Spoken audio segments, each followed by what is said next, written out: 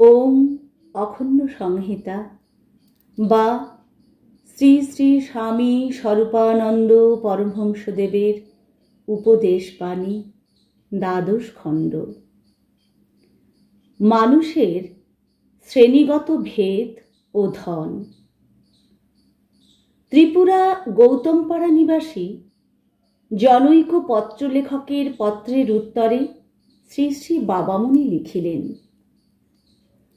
কে হিন্দু, কে মুসলমান, কে ইহুদি, কে খ্রিস্টান, এই সংবাদ আমাকে দিয়া কোনো লাভ নাই।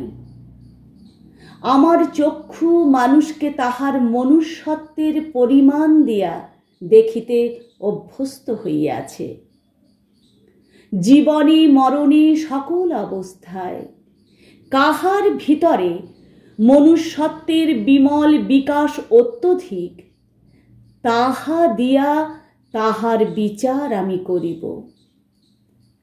জগতে শত শত সম্প্রদায় যখন হইয়াছে এবং আমিও যখন একটি সম্প্রদায়ের অন্তর্ভুক্ত ব্যক্তিদের ঘরেই জন্ম পরিগ্রহণ করিয়া তাহাদের অনুশীলিত সদাচার ও জীবনের মূল্যমান সম্পর্কিত ধারণার দ্বারা প্রভাবিত হইয়াছি, তখন সম্প্রদায়কে আমি এক কথায় উড়াইয়া দিতে পারি না, কিন্তু সম্প্রদায়ই আমার সহিত অপর মানবের যোগসূত্রের নিয়ামক হইবে না।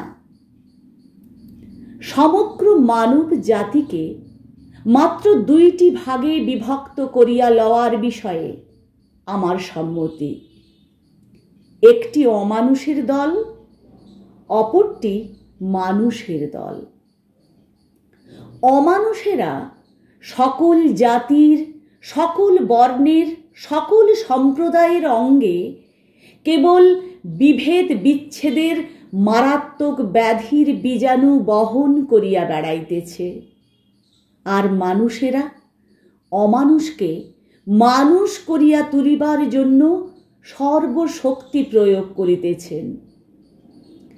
শ্রেণী জগতে দুইটি, শত শত নহে।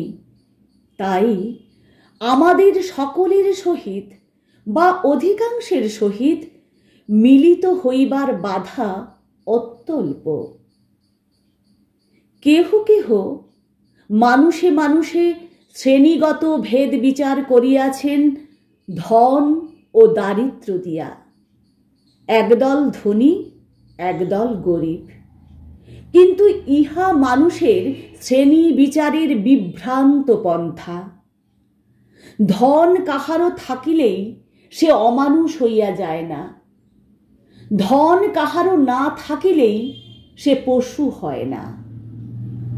মানুষের মনুষ্যত্ব ধন দৌলত নিরপেক্ষ। সেই মনুষ্যত্বের ওজন দিয়াই মানুষের ওজন হইবে।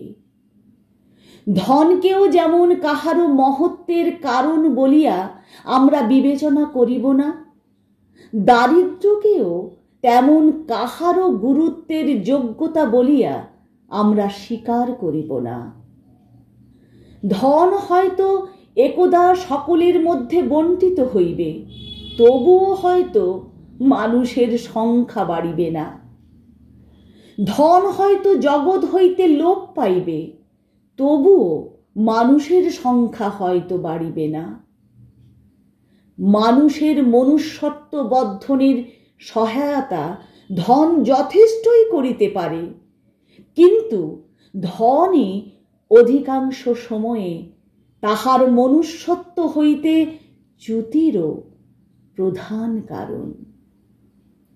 মনুষ্যত্বের প্রতি লক্ষ্যহীন ধনবান ও ধনহীন সমভাবে অমানুষই থাকিয়া যায়, এই সত্য ধনী নির্ধন নির্বিশেষে সকলকে কি শিক্ষা দিতে পারো?